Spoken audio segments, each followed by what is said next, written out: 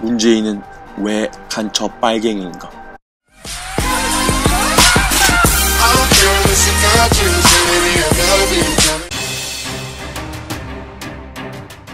문재인 대통령은 노무현 전 대통령 서거 2주년을 기념해 출간한 자신의 자서전 운명에서 1, 2부는 누구도 미국의 승리를 의심하지 않으시기에 미국의 패배와 월남의 패망을 예고했고, 3부는 그 예고가 그대로 실현된 것을 현실 속에서 확인하면서 결산하는 것이었다.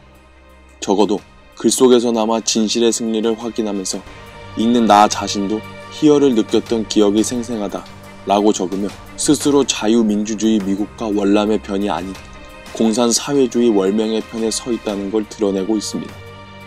자유민주주의 월남이 전쟁에서 지고 공산사회주의 월맹이 월남을 적화통일시킨 베트남 전쟁, 그 전쟁의 결과로 수백만 명의 무고한 사람들이 숙청, 학살당하고 보트피플이라는 수많은 난민이 발생했는데도 그걸 지켜보며 희열을 느꼈다는 것, 정상적인 대한민국 사람의 상식적인 판단과 인류 보편적인 인권이라는 시각에서도 도저히 공감할 수도 이해할 수도 없는 일입니다.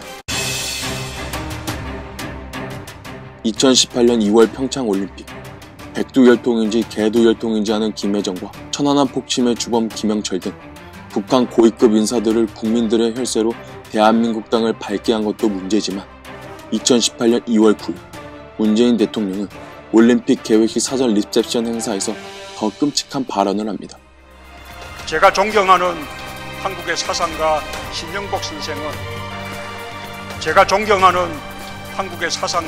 신영복 선생은 신영복은 문재인 대통령이 2012년 대선에서 사용한 사람이 먼저다 슬로건과 우리에게 아주 익숙한 소주, 처음처럼 글씨를 만든 인물로서 1968년 통일혁명당 사건에 연루돼 무기징역을 선고받고 20년 동안 복역한 적이 있습니다. 통일혁명당은 북한 노동당의 지령과 자금을 받아 움직였던 반체제 지하 조직으로서 쉽게 말해 간첩 빨갱이라는 소리입니다.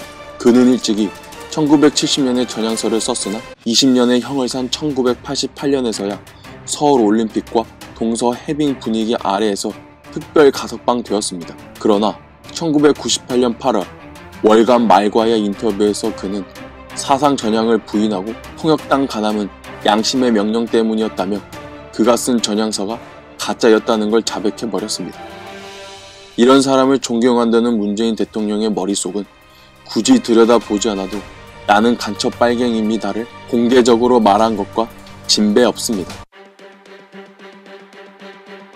1960년 북한 김일성이 8.15 경축사를 통해 처음으로 남북 연방제 통일 방안 제시, 1973년 이를 더욱 구체화하고 발전시켜 고려연방공화국이라는 연방제 제안, 2000년 6월 15일 남북 정상회담을 통해 합의돼 북한의 낮은 단계 연방제. 연방제라는 그럴듯한 용어는 대한민국 국민들을 속이기 위한 통일 전선 전술이자 북한이 한반도를 적화 통일시키기 위한 한 방법일 뿐입니다. 실제로 북측의 연방제 통일안은 1920년대 레닌의 반제국주의 통일 전선 전술의 논리를 그대로 한반도에 적용시킨 것이라는 지적이 북한 연구자들 사이에 존재하며 북한의 정치 사전에도 공산주의적 요소가 민족 사회를 지배할 수 있도록 통일된 세력이 되기까지 과도적인 정치 조직으로 연방제가 필요하다며 연방제가 한반도 적화 통일의 과도기적 수단일 뿐이라고 쓰여 있습니다. 자유민주주의와 공산사회주의는 쉽게 혼합할 수 없는 물과 기름 같아서 역사적으로도 체제가 다른 두 나라가 평화적인 공존의 방식으로 통일한 전례가 없습니다. 월맹에 의해 적화된 월남, 서독에 의해 흡수된 동독 등 어느 일방의 우위에 의한 통일만이 큰 내용 없이 통일 이후의 사회를 안정시켰습니다. 남북 연방제에 의한 합의로 통일한 예멘조차 통일 이전, 이후, 현재까지도 극심한 내전과 갈등으로 인해 고통을 겪고 있으며 국민들은 전쟁의 희생양으로 전락하고 있습니다. 낮은 단계의 연방제를 꼭 실현해서 낮은 단계 연방제를 꼭 실현하겠다고 선언한 문재인 대통령은 이러한 역사적 사례를 알면서도 무시하는 걸까요? 아니면 순진하게 모르는 걸까요? 둘 중 어느 경우라도 문재인입니다. 노무현 전 대통령과 함께 변호사 일을 하며 인권 변호사라는 타이틀로 유명세를 떨치고 서민도 아니면서 서민 코스프레하고 맨날 민주, 인권, 평화를 입에 달고 노래 부르며 지금의 대통령 자리까지 오른 문재인. 그러나 인권 변호사라는 문재인 대통령의 북한 인권에 대한 태도는 의문을 넘어 분노를 자아냅니다. 찬성으로 봐야 될 참이니까 확인해보자.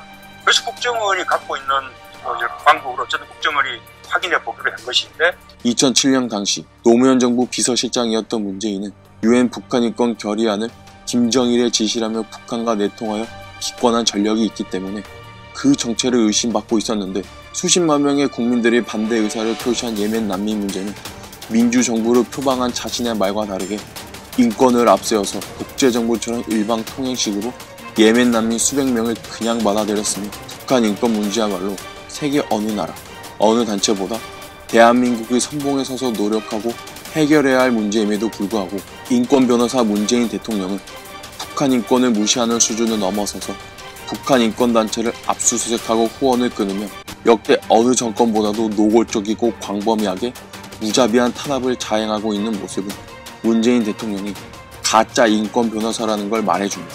문재인 대통령에 있어서 인권은 보편적인 게 아니라 선택적인 것이고 북한에서 인권은 3대 세습 독재자들에게만 해당하고 북한 주민들에게는 불필요한 사치입니까?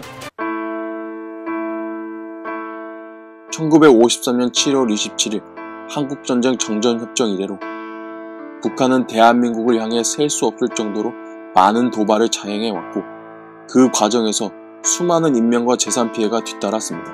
이러한 사실은 대한민국의 국민이라면 누구나 인정하고 인식하고 있는 역사적인 사실들이지만 문재인 대통령은 의도적인지 아니면 역사에 무지한 건지 정말 충격적인 발언을 합니다. 북한의 존재로 인해서 불안하거나 안전에 침해가 있었던 적은 없다고 말했습니다. MBC 기자가 과거 북한이 방해 공작을 하지 않았느냐고 묻자 문 대통령은 많은 국제경기 때 북한이 참가하고 응원단이 내려옴으로써 남북 간 화합과 평화에 오히려 기여한 바가 있다고 했습니다. 문재인 대통령의 발언이야말로 전형적인 가짜뉴스의 표본이며 북한은 대화와 평화 모두가 조성될 때마다 언제나 대한민국의 뒤통수를 치며 큰 도발을 하는 화전 양면 전술을 펼쳐왔고 수많은 대한민국 국민들이 북한의 기만에 희생되는 아픔을 겪어왔습니다.